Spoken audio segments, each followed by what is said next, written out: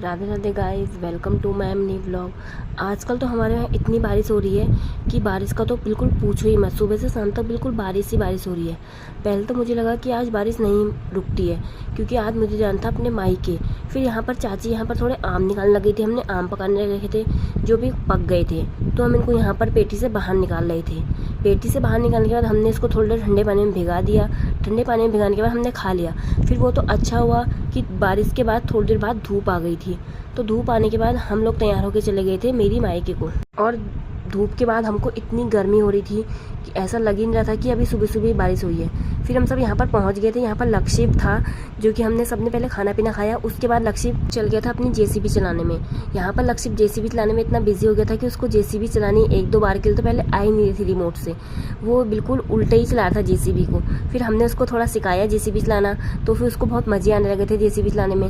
ये मम्मी लोगों ने कब से उसकी जेसीबी छुपा के रखी थी कि अभी उसके बाद बहुत सारे खिलौने हैं, जब वो सारे खिलौने टूट जाएंगे उसके बाद हम उसको वाली जेसीबी देंगे।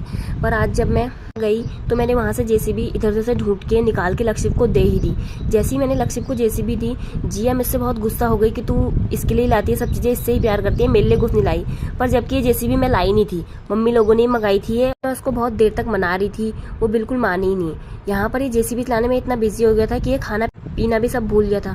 फिर यहाँ पर लक्षिप जेसीबी को देख के इतना खुश हो रहा था कि उसकी खुशी का कोई ठिकाना ही नहीं था। फिर एक बार बिस्तर में ले गया जेसीबी को कि मैं बिस्तर में जेसीबी चलाता हूँ। यहाँ पर ये बिस्तर में जेसीबी चलाने लग गया था। मैंने इससे कहा कि नीचे चला, पर ये नीचे चलाने के लिए मान ही रहा था। आज तो पूरा दिन भर ये बिल्कुल जेसीबी चलाने में था, बिल्कुल एक बार भी ये सोया नहीं। फिर मैंने लक्षिप से कहा, लक्षिप जो तेरे पापा तेरी बड़ी बंदूक लाए थे वो लेके आ, मैं उससे गोली चलाती हूँ। फिर वो यहाँ पर लेके आया। फिर यहाँ पर लक्षिप के साथ मैं भी खेलने लग गई थी। ये इतनी बड़ी बंदूक थी कि एक बार मैंने लक्षिप से कहा, लक्षिप तेरे हाथ में आ जाती है इतनी बड़ी बंदूक। फिर यहाँ पर जिया और लक्षिप भी बैठे हुए थे। फिर मैं यहाँ पर बंदूक चला रही थी। पहले तो एक बार मुझसे चली ही नहीं है। मैंने जिया से कहा, जिया कैसे चलती है?